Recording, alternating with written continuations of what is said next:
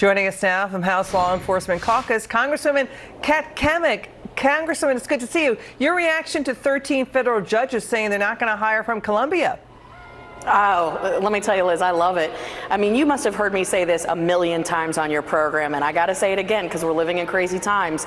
For these students that want to protest and do stupid things, you play stupid games, you win stupid prizes. And in this case, you're going to be headed to the unemployment line because we know that no employer that is seriously considering hiring them is going to actually feel confident that these people are willing and capable of doing their job. This is what happens when there are no consequences for anybody. So I applaud these employers. I applaud these federal judges for stepping out and saying this publicly. I think there is a lot more to follow and many more that will not hire. They just won't be as public about it. Yeah, you know, oil giant ExxonMobil's CEO, also big law firms like Davis Polk, they say they're not going to hire them. Wall Street hedge funds, they say they're not going to hire them. The Palantir CEO Alex Karp said, you know what, send them to North Korea in an exchange program, give them perspective, see how they feel about that. And now this development, students and parents are seriously rethinking whether their kids should attend colleges with these protests. Enrollment is starting to drop at Ivy League schools like Harvard over this. What do you think? No, I mean, this was definitely something that was going to happen regardless. We have seen where the DEI initiatives, where the stripping of SATs and ACT scores, this, equal outcome versus equal opportunity mantra has taken hold in the Ivy League schools.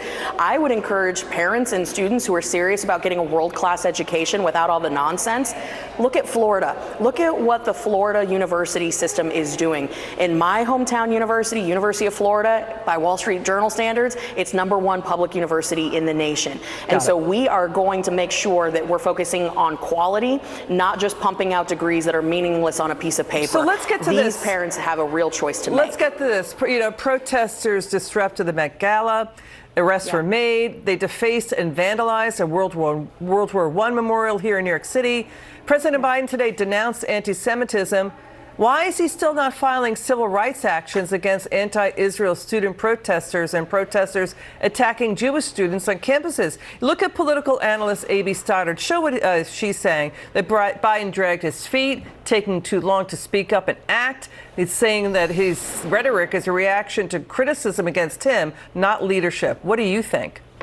No, that's 100% right, Liz. I mean, again, we're dealing with a guy who takes his cues from the Easter Bunny, who shakes hands with invisible people on stage. He is literally in this at this moment for political survival. He knows that this really boils down to Michigan for him.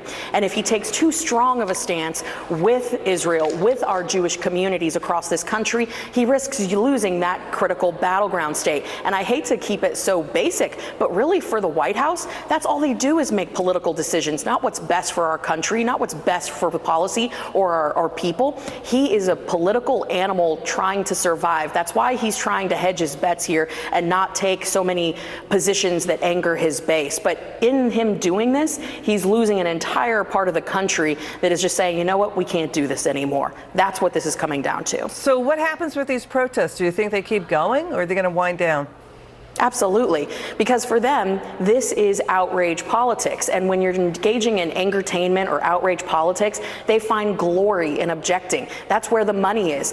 Clearly, these are all funded by wealthy individuals like George Soros. So why would they stop the money train? This is the gravy train. It's the attention. They want to keep these going because they're always looking for a cause to uphold and a banner to carry. Got it. Congresswoman Cammack, thanks for joining us tonight. It's good to see you. Great to be with you. Now,